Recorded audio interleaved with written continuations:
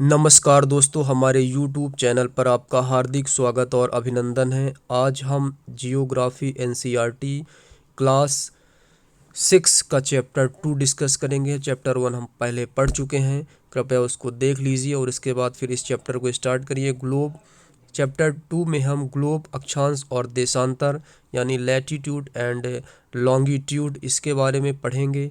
सबसे पहले हम चैप्टर को पढ़ने के पहले हम इसको समझ लेते हैं कि इस चैप्टर में हम क्या क्या पढ़ेंगे। इसमें हम सबसे पहले विषुवत वृत्त के बारे में जानेंगे, ग्लोब के बारे में जानेंगे पहले। फिर इसके बाद पृथ्वी के अक्ष के बारे में जानेंगे, कैसे अक्ष का झुकाव है।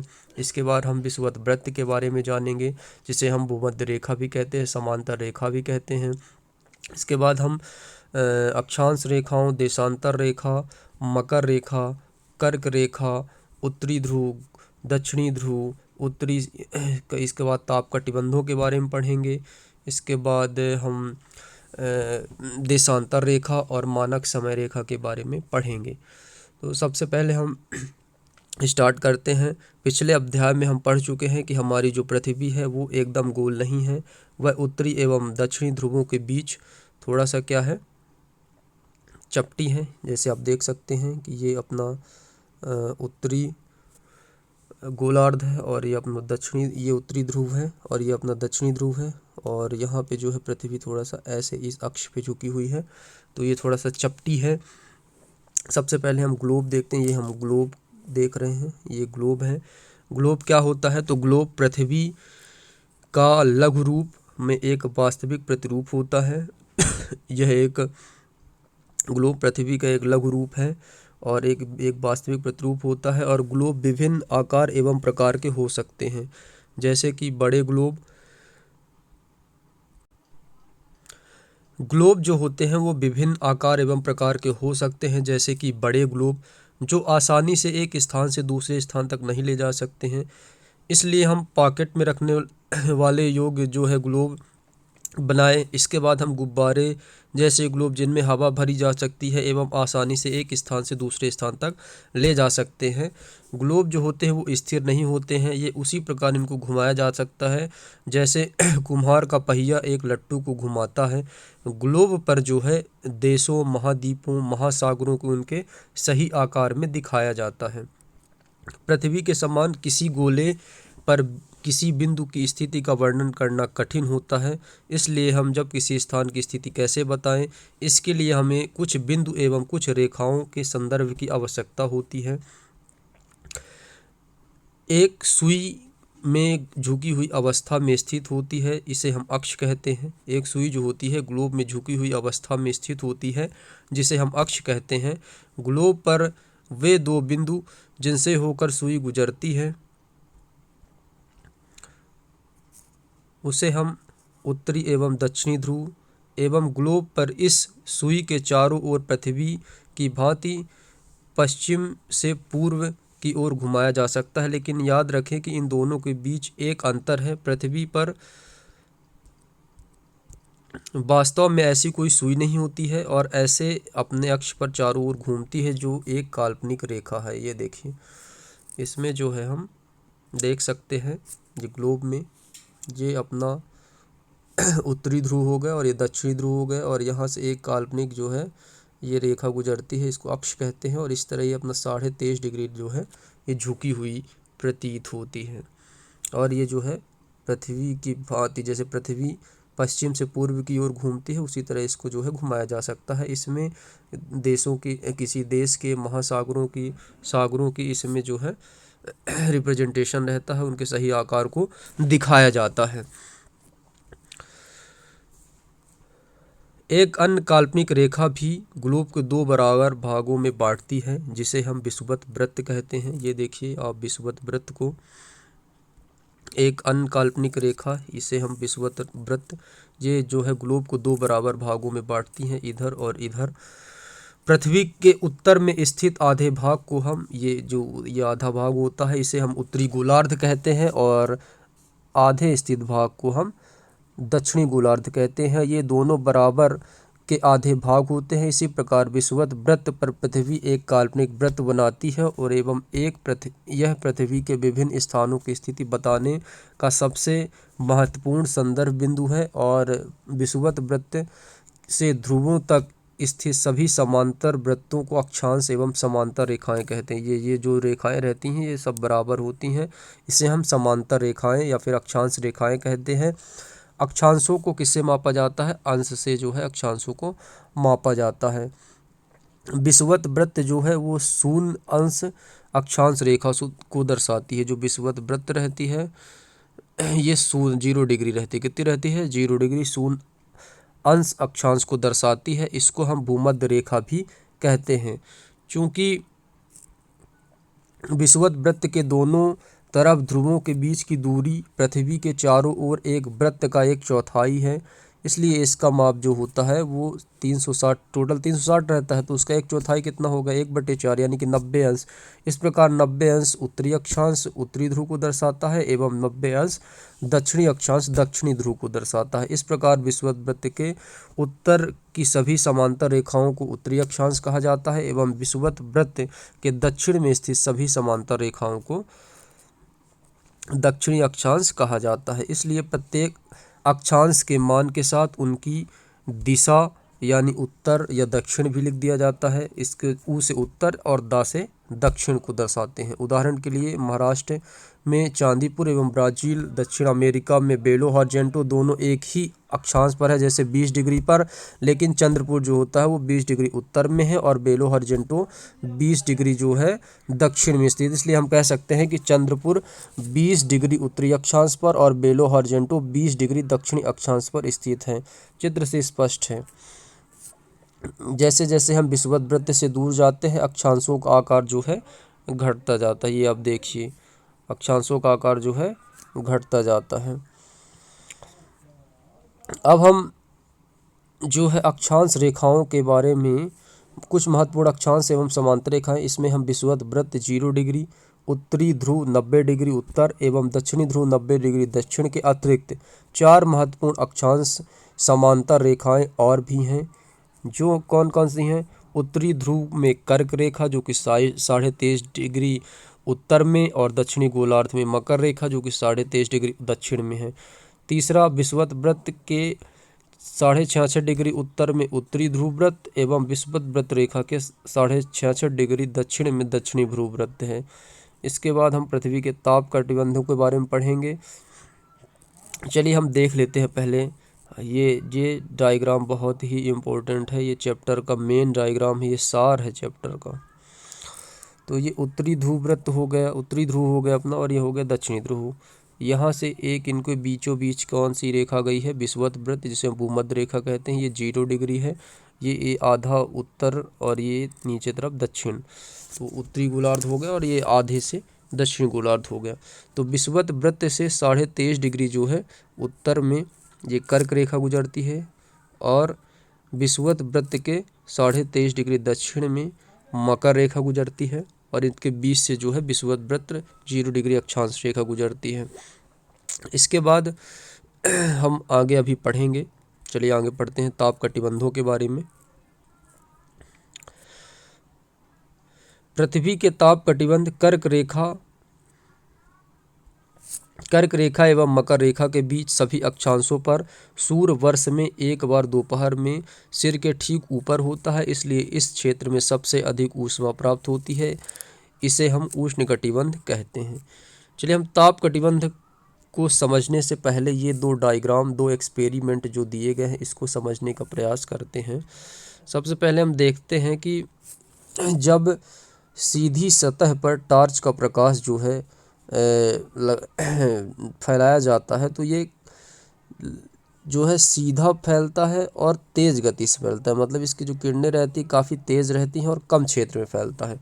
लेकिन जब प्रकाश जो होता है वो तिरछा फैलता है तो ये ज़्यादा जगह तो घेरता है, लेकिन इसकी जो प्रकाश की गति होती है, वेग होता है, वो कम हो जाता है। प्रकाश कम तेज़ होता है परंतु अधिक क्षेत्र में फैलता है। तो इसी कॉन्सेप्ट के साथ हम जो है अपने पृथ्वी के ताप कटिबंधों को समझने का प्रयास करेंगे। इसमें सबसे पहले हम कर्क एवं मकर रेखा के बीच सभी अक्षांशों पर जो है जो सूर्य है वर्ष में एक बार जो दोपहर में सिर के ऊपर होता है, इसलिए इस क्षेत्र में सबसे अधिक ऊष्मा प्राप्त होती है, इसे हम उष्णकटिबंध कहते हैं। और कर्क रेखा में जो है, कर्क रेखा और मकर रेखा के बाद किसी भी अक्षांश पर जो है दोपहर का सूर्य कभी भी सिर के ऊपर नहीं होता है और ध्रुव की तरफ सूर्य की किरणें तिरछी हो जाती हैं और इस प्रकार उत्तरी गोलार्ध में कर्क रेखा एवं उत्तरी ध्रुववृत्त एवं दक्षिणी गोलार्ध में मकर रेखा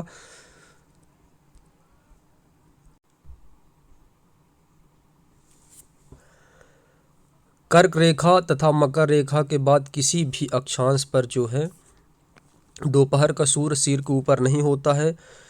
ध्रुव की तरफ सूर्य की किरणें तिरछी होती हैं। इस प्रकार उत्तरी ध्रुव एवं कर्क रेखा एवं उत्तरी ध्रुव वृत्त एवं दक्षिणी गोलार्ध में मकर रेखा एवं दक्षिण ध्रुव वृत्त के बीच वाले क्षेत्र का तापमान मध्यम रहता है, इसलिए इन्हें हम शीतोष्ण कटिबंध कहते हैं। उत्तरी गोलार्ध में उत्तरी ध्रुव वृत्त एवं उत्तरी ध्रुव तथा दक्षिणी गोलार्ध में दक्षिणी ध्रुव वृत्त एवं दक्षिणी ध्रुव के बीच सबसे ज़्यादा ठंड होती है, क्योंकि यहाँ सूर्य क्षितिज से ज़्यादा ऊपर नहीं आ पाता है, इसलिए यहाँ पे शीत कटिबंध जो है इसको हम कहते हैं। चलिए हम डायग्राम के माध्यम से समझने का प्रयास करते हैं।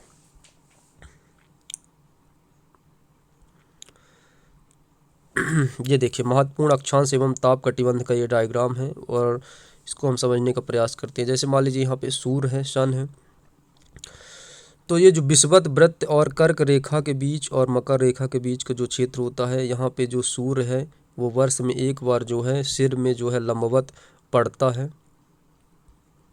क्या पड़ता है? लंबवत पड़ता है। इसलिए यहाँ पे जो है यहाँ का जो तापमान रहता है ये, इसलिए यहाँ का जो तापमान होता है वो सबसे ज़्यादा होता है यहाँ का तापमान, क्योंकि जो सन है वो सीधा जो है यहाँ पे पड़ता है वर्ष में एक बार, इसलिए इसको हम क्या कहते हैं? उष्णकटिबंधीय क्षेत्र। क्या कहते हैं? उष्णकटिबंधीय क्षेत्र, या फिर इसको हम टॉरिड जोन कहते हैं। कौन सा जोन कहते हैं? टॉरिड जोन के नाम से जाना जाता है। इसके बाद ये जो कर्क रेखा है और ये जो उत्तरी ध्रुव वृत्त है, इसके बीच में हम शीतोष्ण कटिबंध पाया जाता है। इसी तरह मकर रेखा और दक्षिणी ध्रुव वृत्त के बीच में हम शीतोष्ण कटिबंध मिलते हैं, इसे हम दक्षिणी शीतोष्ण कटिबंध कहते हैं, या फिर इसको हम टेम्परेट जोन भी कहते हैं। शीतोष्ण कटिबंध को हम टेम्परेट जोन भी कहते हैं। और इसके बाद दक्षिणी ध्रुव वृत्त और ये उत्तरी ध्रुव, इसके बीच में जो है वो शीत कटिबंध रहता है। और दक्षिणी ध्रुव वृत्त से जो उत्तर ध्रुव रहता है, दक्षिणी ध्रुव वृत्त से दक्षिणी ध्रुव के बीच में दक्षिणी शीत कटिबंध पाया जाता है और उत्तरी ध्रुव वृत्त से उत्तरी ध्रुव के बीच में उत्तरी शीत कटिबंध पाया जाता है। इसे हम जो है फ्रिजिड जोन भी कहते हैं। चलिए हम ये डायग्राम को समझ गए हैं, अपने ताप कटिबंधों के बारे में समझ लिए हैं। अब चलिए हम आगे बढ़ते हैं।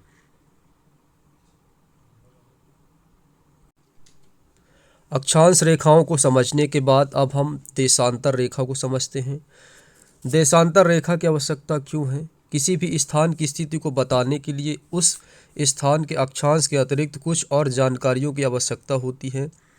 जैसे कि आप 20 डिग्री उत्तरी अक्षांश बोल दिए, तो अब 20 डिग्री उत्तरी अक्षांश दक्षिण में है कि उत्तर में है, तो उसके लिए जो है पूर्व में है या फिर पश्चिम में, तो उसकी स्थिति की जानकारी के लिए हमको देशांतर रेखाओं की आवश्यकता पड़ती है। देशांतर रेखाएं जो होती हैं उत्तरी ध्रुव से दक्षिणी ध्रुव के बीच जो सीधी रेखाएं ये खींची जाती हैं, ये हमारी देशांतर रेखाएं कहलाती हैं, जिसको हम लॉन्गिट्यूड भी कहते हैं। चलिए हम आगे समझने का प्रयास करते हैं। देशांतरी रेखाएं जो है उनके बीच की जो दूरी होती है देशांतरों को अंश से मापते हैं और प्रत्येक अंश को मिनट में तथा मिनट को सेकंड में विभाजित किया जाता है और ये अर्धवृत्त है और इनके बीच की दूरी जो होती है वो ध्रुवों की तरफ बढ़ने पर घटती है और ध्रुवों पर जो होती है ये शून्य हो जाती है। आप देख लीजिए इस तरीके से ये जो डायग्राम है समझने का प्रयास करिए। ये अपनी देशांतर रेखा ये है, इस तरह जो है ये बढ़ती जाती है, ये और लास्ट में जो है ये ध्रुवों पर जो होती है ये शून्य हो जाती है। आपको समझ में आया होगा इस डायग्राम के माध्यम से। चलिए हम आगे बढ़ते हैं। अब अक्षांश समांतर रेखाओं से भिन्न सभी देशांतरी यमुनोत्तर रेखाओं की लंबाई समान होती है, इसलिए इन्हें सिर्फ मुख्य संख्याओं से व्यक्त करना कठिन था।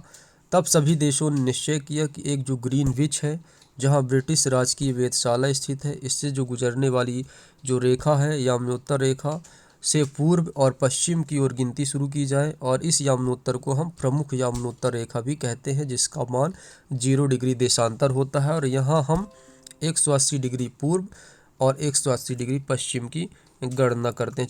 चलिए हम डायग्राम के माध्यम से समझने का प्रयास करते हैं। ये हमारा उत्तरी ध्रुव हो गया, ये हमारा दक्षिणी ध्रुव हो गया, और इसके बीच ये जो बीचों बीच है ये प्रमुख यमुनोत्तर रेखा, जिसे हम ग्रीनविच रेखा भी कहते हैं, ये 0 डिग्री देशांतर रेखा है। और ये बीच से जाते हैं और इस प्रकार यहाँ पे ये पूर्वी हो गया और ये पश्चिमी हो गया। तो इस प्रकार हम पूर्वी और पश्चिमी गोलार्ध को देशांतर रेखाओं के माध्यम से डिवाइड कर सकते हैं। और पूर्वी के लिए पू और पश्चिमी के लिए पा का प्रयोग करते हैं। और 180 डिग्री पूर्व और 180 डिग्री पश्चिम यमुनोत्तर एक ही रेखा पर स्थित है। अब ग्लोब पर अक्षांश और समांतर रेखाओं को देशांतरी यमुनोत्तर द्वारा एक ग्रिड बना होता। ग्रिड जो होता है ये देखिए, ये रेखा हो गई और ये रेखा हो गई, ये एक ग्रिड कहलाता है। अगर आपको किसी स्थान के अक्षांश और देशांतरों का सही जानकारी है तो ग्लोब पर आप उस स्थान का पता आसानी से लगा सकते हैं। उदाहरण के लिए असम में धुबरी जो कि 26 डिग्री उत्तरी अक्षांश और 90 डिग्री पूर्वी देशांतर पर स्थित है। उस बिंदु को देखें जहां ये दोनों रेखाएं आपस में एक दूसरे को काटती हैं। तो ये देखिए, ये अपना 26 डिग्री यहाँ से कहीं आसपास होगा। इसको समझने के लिए हम जो है एक क्षैतिज तथा ऊर्ध्वाधर रेखाएं खींचते हैं। ऊर्ध्वाधर रेखाओं की संख्या को हम 1 2 3 4 और क्षैतिज रेखाओं को हम काखा गाघा के माध्यम से व्यक्त करेंगे। और जिन बिंदुओं पर ये ऊर्ध्वाधर और क्षैतिज रेखाएं एक दूसरे को काटती हैं, उन काटे हुए वृत्तों को हम आबा सादा धा नामों से व्यक्त करेंगे। मान लीजिए कि ऊर्ध्वाधर रेखाएं पूर्व देशांतरों एवं क्षैतिज रेखाओं को उत्तरी अक्षांशों में व्यक्त किया जाता है। चलिए देखते हैं, डायग्राम के माध्यम समझते हैं। ये देखिए, ये 1 2 3 4 से हम ऊर्ध्वाधर रेखाओं को व्यक्त किए हैं और क्षैतिज रेखाओं को काखा गाघा घा अंगा से व्यक्त किए हैं। और ये जो ये कटान बिंदु है, ये जो है हमारे इनको जो है हम छोटे छोटे वृत्त के जो कटान बिंदु हैं, इनको हम आबासा धा के नाम से जो है व्यक्त किए हैं। अब हम सबसे पहले देशांतर रेखाओं को समझने के बाद देशांतर और समय, ये सबसे इम्पोर्टेंट है। किसी भी समय की जानकारी के लिए देशांतर के बाद जो है समय की जानकारी, जब तक देशांतर और अक्षांशों की स्थिति नहीं पता होगी, जब तक उसके समय की जानकारी हम नहीं बता सकते हैं। इसलिए समय को मापने के लिए सबसे अच्छा साधन है पृथ्वी, चंद्रमा एवं ग्रहों की गति, सूर्योदय एवं सूर्यास्त का प्रतिदिन होना। अतः स्वाभाविक ही यह पूरे विश्व में समय निर्धारण का सबसे अच्छा साधन है। स्थानीय समय का अनुमान सूर्य के द्वारा बनने वाली परछाई से लगाया जा सकता है और दोपहर का समय सबसे छोटी एवं सूर्योदय तथा सूर्यास्त के समय जो है सबसे लंबी परछाई होती है। ग्रीनविच पर स्थित प्रमुख यमुनोत्तर पर सूर्य जिस समय आकाश के सबसे ऊंचे बिंदु पर होगा, उस समय यमुनोत्तर पर स्थित सभी स्थानों पर दोपहर होगी।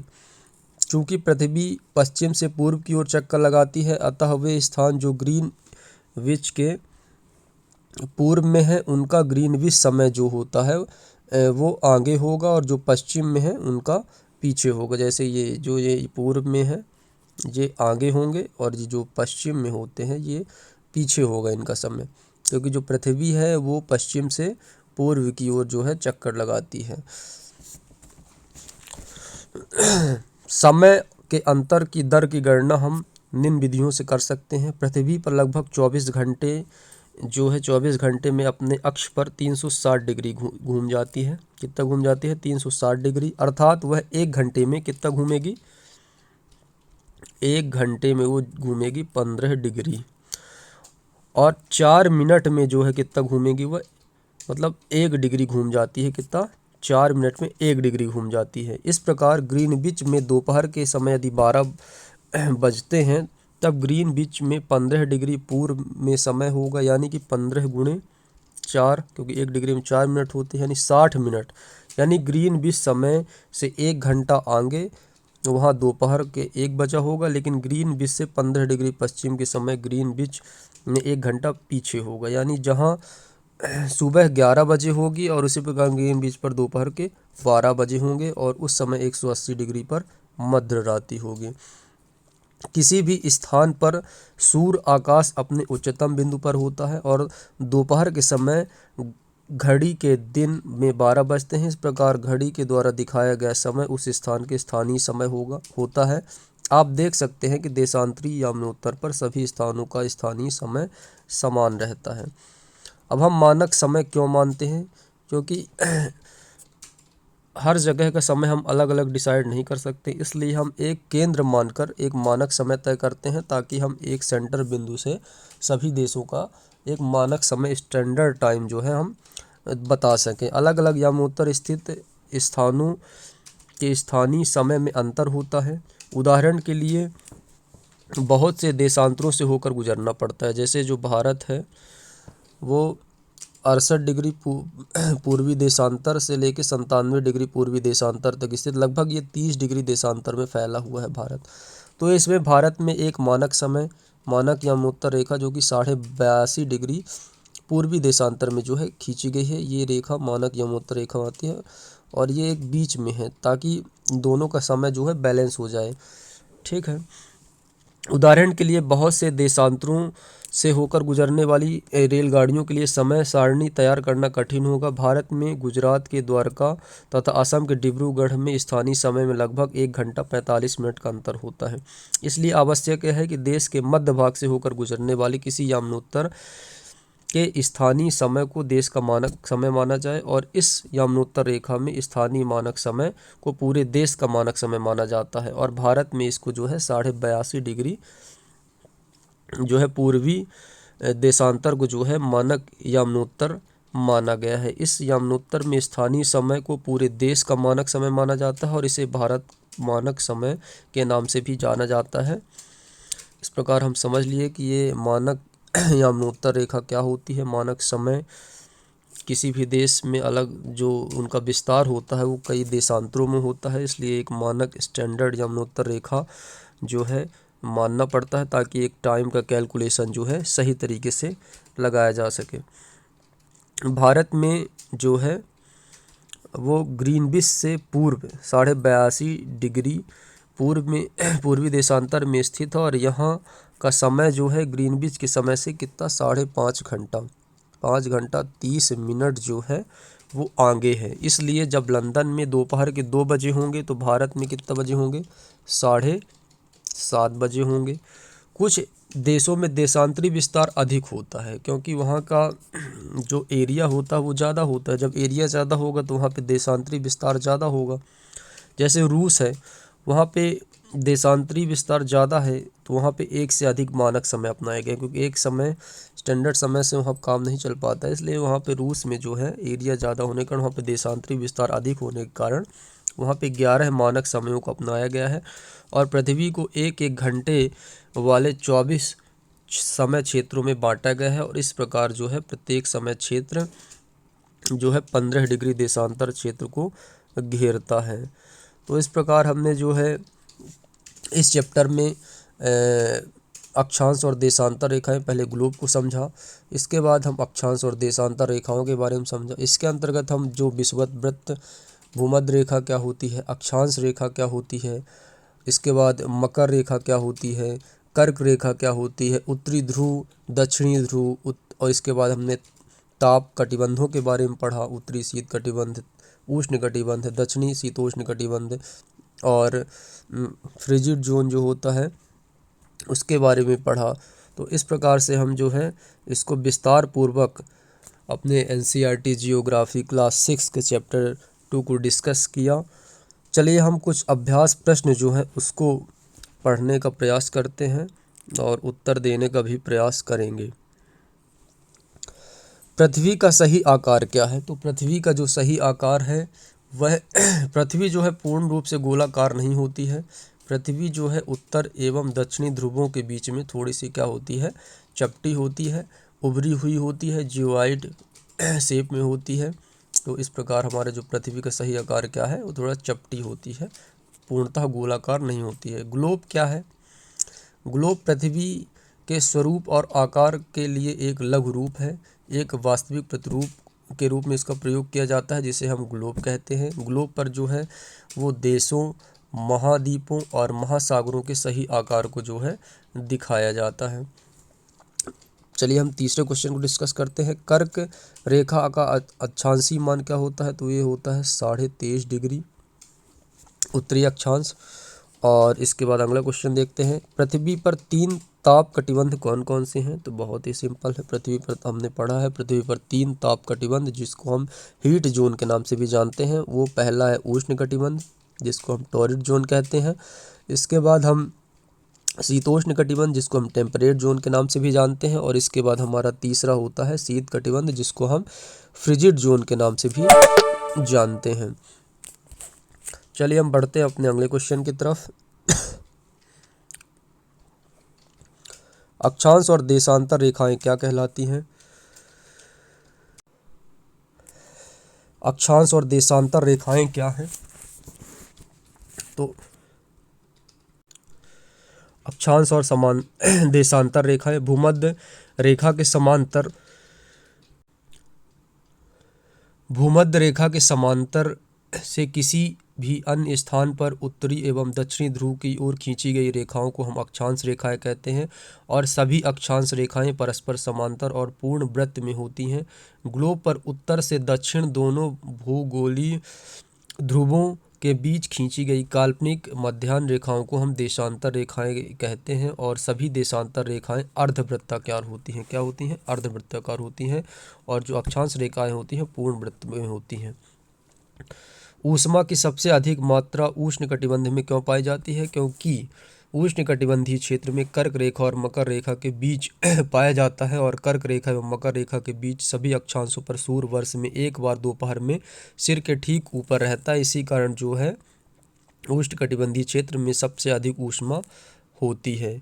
जब भारत में शाम के 5:30 बजते हैं तब लंदन में दोपहर के 12 क्यों बजते हैं? क्योंकि भारत ग्रीनविच के पूर्व में 82.5 डिग्री स्थित है और भारत का समय लंदन से 5.5 घंटे आगे है। क्योंकि देशांतर रेखा के प्रत्येक अंश में 4 मिनट का अंतर होता है, इसलिए जब लंदन में दोपहर के 12 बजते हैं तो भारत के शाम को 5:30 बजते हैं।